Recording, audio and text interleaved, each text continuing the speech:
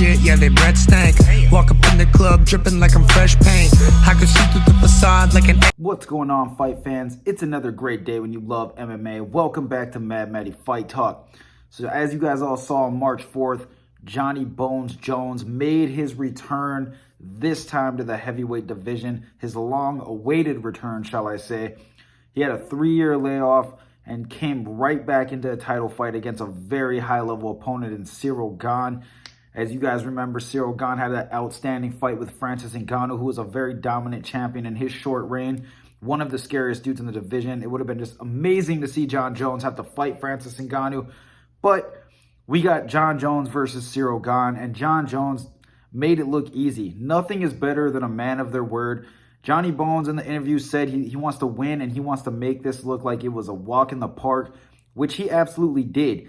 He did look a little bit slower and a little rusty in the striking department, but also you got to remember Ciryl Gane's a very explosive, dangerous fighter. Great striking technique, and does have decent ground skills, although he didn't really show it in his fight against Jon Jones. Jon Jones ended up getting the job done with a first-round submission. One thing I noticed about this fight is that Jon Jones had Ciryl Gane on his back foot from the very beginning until he took him down.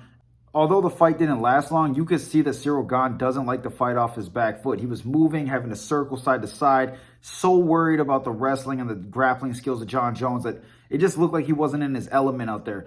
Wasn't really able to land anything, got taken down, got choked out immediately. So now we have Johnny Bones Jones, the great, the GOAT, as the heavyweight champion of the world in the UFC. Now, I've been watching this guy since the beginning of his career, literally since his first fight.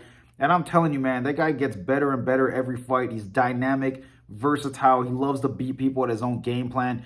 So I'm very curious to see how long this title run is going to last. It's really up to him because there's a lot of good opponents for him to face. Although he did announce, I mean, it was pretty much out there already that the winner of that fight between Ciryl Gane and Jon Jones was going to take on Stipe Miocic, who is considered to be the greatest heavyweight of all time, although he got knocked out brutally from Francis Ngannou and Daniel Cormier. Stipe did have the most title defenses, so he is one of the best heavyweight champions we've ever had. Would I say he's the greatest? I don't really know. Getting knocked out twice in 2 title fights, that makes me think, you know, you're really good, but are you the greatest? Because Cain Velasquez, in my opinion, was one of the most dominant champions in the heavyweight division. Brock Lesnar had a lot of big fights back in his time. So he's definitely up there, top 3, I'd say. Now, Jon Jones is going to be fighting Stipe Miocic next. This is going to be very interesting. I'm very curious to see if Stipe's wrestling is going to be able to match up with Jon Jones's wrestling and his grappling. Jon Jones not only is a good grappler, he's a good finisher on the ground. Great striking, nice elbows, nasty elbows, good ground and pound. Has really good jiu-jitsu skills as well. So can Stipe keep him off of him, or is Stipe going to try and go for takedowns of his own? Now, Stipe does have really good striking, but to me, it's nowhere near the level of a Jon Jones striker. Now, if Stipe can keep Jon Jones standing, stuff takedowns, maybe go for some of his own, which if I was him, I probably wouldn't even want to do, it could get interesting on the feet. I mean, Stipe definitely has the power to put people away. He definitely has a nice footwork, does have good movement. But the thing about it for me is that he likes to come in really light for his heavyweight fights. And although that makes him a faster opponent, I don't think that that's going to pay a favor when you're dealing with grapplers like when he fought Daniel Cormier. Now he's going to be fighting Jon Jones.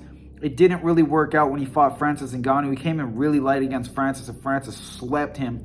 So I'm very curious to see what the game plan is for Stipe Miocic. Is he even hungry to be facing Jon Jones? I mean, he's one of those guys, man. He doesn't wear his emotions on his sleeve. He doesn't really tell you too much, but he is a goddamn good fighter.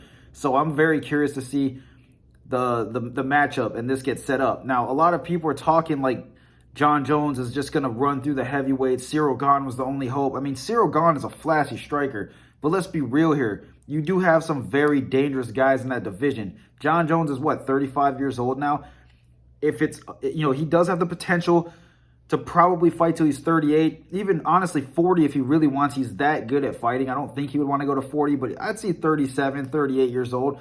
Definitely has maybe 5 fights left in him for sure. But does he even want to do that? Does he just want to beat Stipe and end his career? Because you got guys in the wake like Tom Aspinall, if he gets healthy. He's a very dangerous, very athletic heavyweight. You got Sergey Spivak, you got Sergey Pavlovich, you got Curtis Blades. The list goes on, man. There are some really good contenders that are rising that have well-rounded skill sets.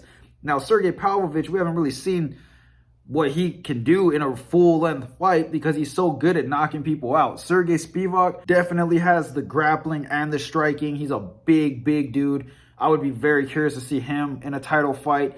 Tom Aspinall, he's showed really good skills. I mean, he is coming off of an injury, so he's going to have to get himself a couple more wins. But they were pushing that guy hard, and he was doing really good up until that injury. Curtis Blades bounced back from that knockout over Derek Lewis, and he's been doing really good ever since.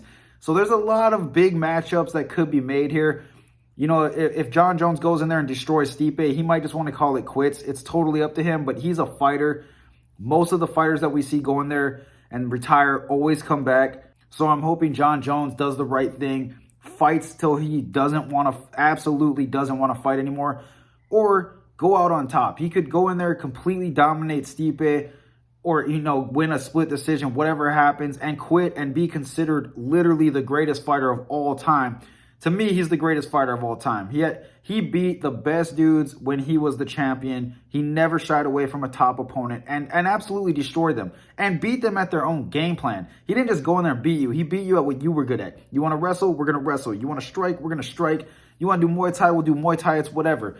Now, the fight between Stipe, I'm super excited about because, one, Stipe is returning, so I'm worried if he's going to have some ring rust as well because Jon Jones, 3 years off, comes right in and takes out the #1 contender. That's a little bit scary. I'd be worried if I was the rest of the heavyweight division, but also I'd be kind of excited because Jon isn't as fast as he looks in the stand-up department. If they can't fight the takedowns like guys like Sergey Spivak, who are really big, and they're able to do work on the ground with him and, you know what I mean, transition and move and be able to control positioning against a guy like Jon Jones. They have the youth factor, you know what I mean? These guys are rising stars as well. So Jon does have his hands full, and Stipe, whoever wins this fight, definitely has their hands full. It's a very deep division, and we're in the time right now where the heavyweights are replenishing the top 10. You know what I mean? We've had these guys who have been in the top 5, top 10 for a long time, like Derek Lewis, some other ones I can't really think of right now, but these guys are starting to get swapped out for guys like Tom Aspinall, Spivak, Pavlovich,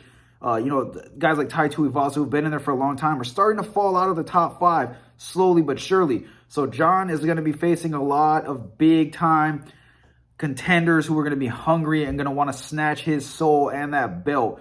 But anyway, guys, what did you guys think about Jon Jones becoming the champ? Is he officially the GOAT now, or does he have to beat Stipe, or does he have to win 2 or 3 more fights? Let me know in the comments. Don't forget, guys, like this video, subscribe to my channel. I will be breaking down the Kamaru Usman versus Leon Edwards fight soon, so be on the lookout for that video, and I will see you guys on the next one. Haters talking shit, yeah, they breath stank. Walk up in the club dripping like I'm fresh paint. I can see through the facade like an